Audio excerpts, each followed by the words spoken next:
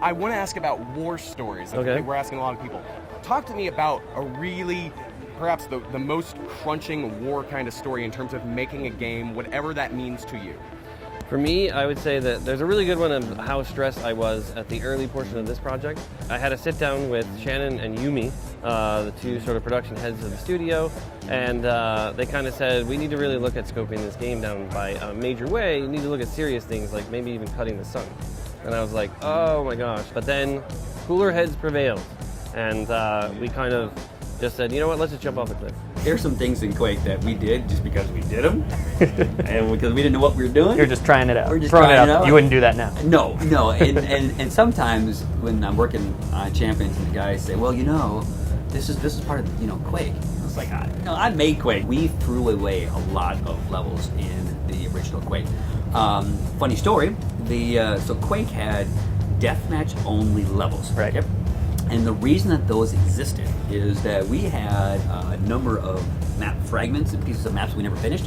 So one day I went and talked to John Carmack, and I said, I can take these levels that are fragments and I can kind of like mix them together and kind of finish them out, and they can be multiplayer only maps. And actually both Johns told me at the time that was the stupidest idea they had ever heard.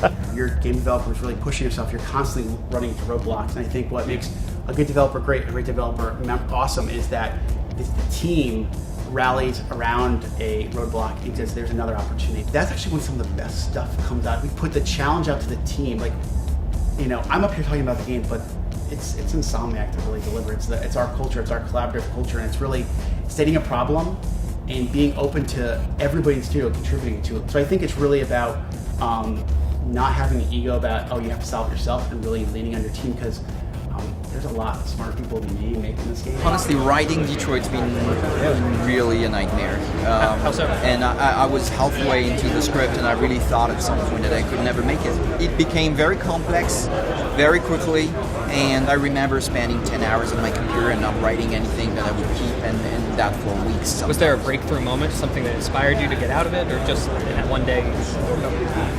I don't know. I don't think there was one moment. I think that you work a little bit every day and you think you didn't write anything, but actually something happened in your brain, and yes, you made one step forward, and then the next day another step, and then one moment you turn back and say, I've done all this distance. I don't think there's a problem that cannot be solved. I think with the right energies, the right minds on it, and Naughty Dog, we hired the best from around the world. Naughty Dog is pretty flat hierarchy.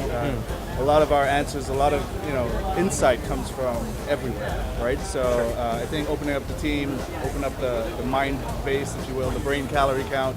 Just throw people at it until someone gets it. Exactly, someone will find something. Accepting the fact that as a small business and someone who really wants to build a sustainable studio, there are challenges that I face that are often due to factors beyond my control.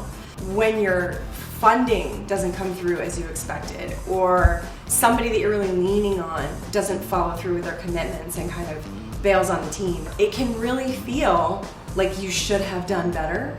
So I think the thing that I've struggled with the most in more recent years hasn't been, well, I'm not really quite sure how to get everybody on the same page. It's been more like, I just really don't know what the answer is. What is the greatest challenge, technical or otherwise, you faced as a developer, and how'd you punch through it? Well, there are lots of ones of challenges that come to mind. I remember one of the most thorny ones was doing rendering on the original NES. Because what you have to do with a 3D model is you undraw it from the display, then move it a little bit, and then redraw it. But it was spending just as long undrawn as drawn. So it was horribly flickery. It's a pain from a tracking and what you have to hold in your head when you're doing it. Right. But actually it looks so much better. That was a challenge, and it was a challenge to make go fast.